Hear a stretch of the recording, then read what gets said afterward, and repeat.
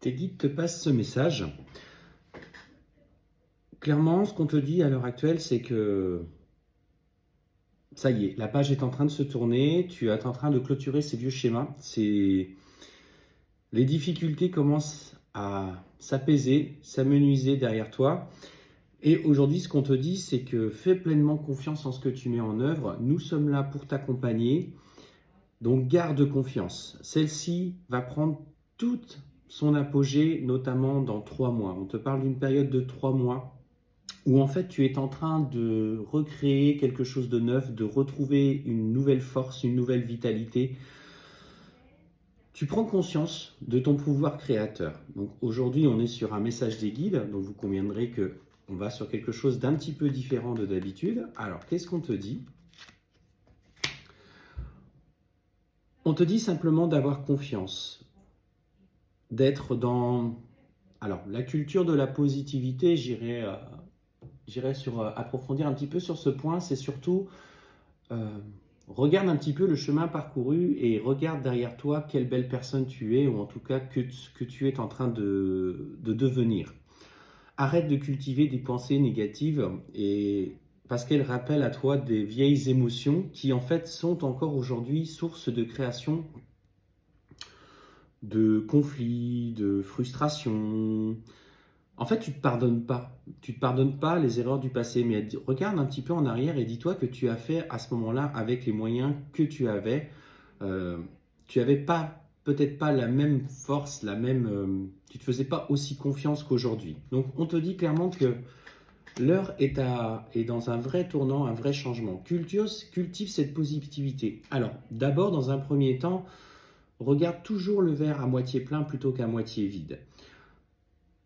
Je sais, ça va te demander un effort mental, ça va te demander de changer ta façon de voir les choses. Alors au début, il va falloir que tu te l'imposes, que tu l'imposes à ton mental, tout simplement parce que tu n'as pas l'habitude jusqu'à présent de voir ce côté positif dans ta vie, tu regardes plutôt justement le négatif.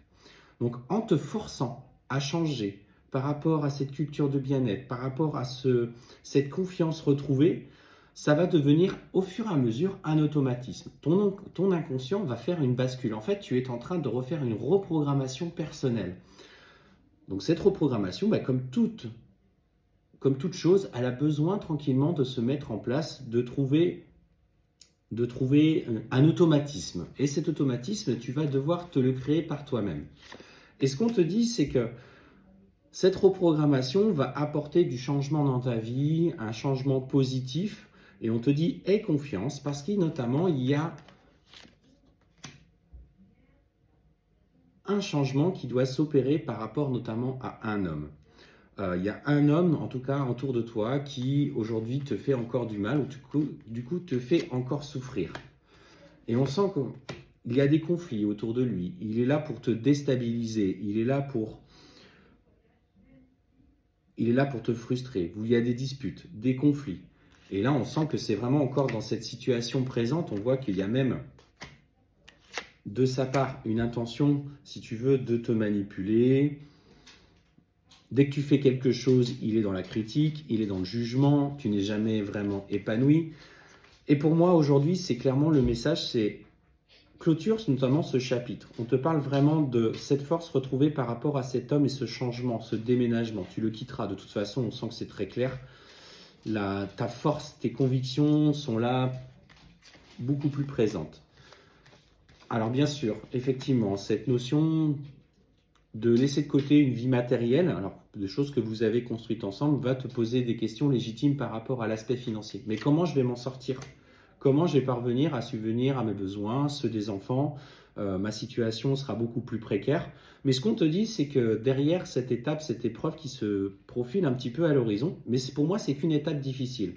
On te dit que tu vas notamment te reconstruire. Tu vas retrouver vraiment une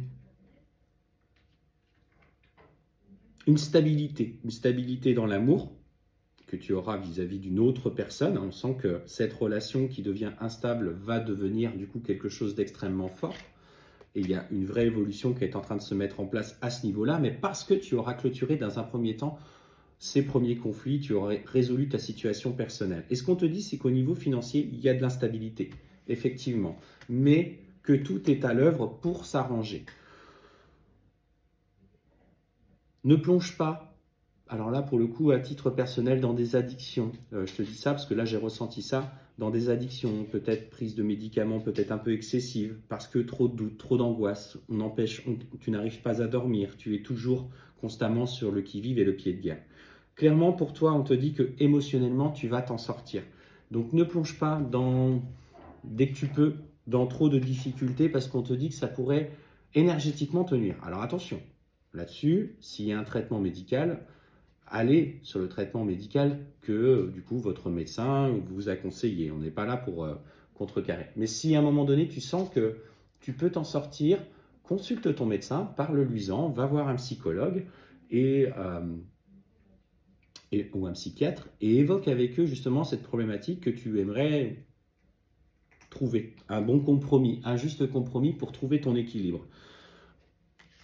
Et c'est ça le plus important parce qu'on te dit que cette blessure de trahison que tu as dans ton environnement, tu es en train de la dépasser, tu es en train de te reconstruire. Donc c'était ton message de tes guides. Pour toi qui vois cette vidéo, si ça te parle, bah écoute, n'hésite pas à mettre un commentaire.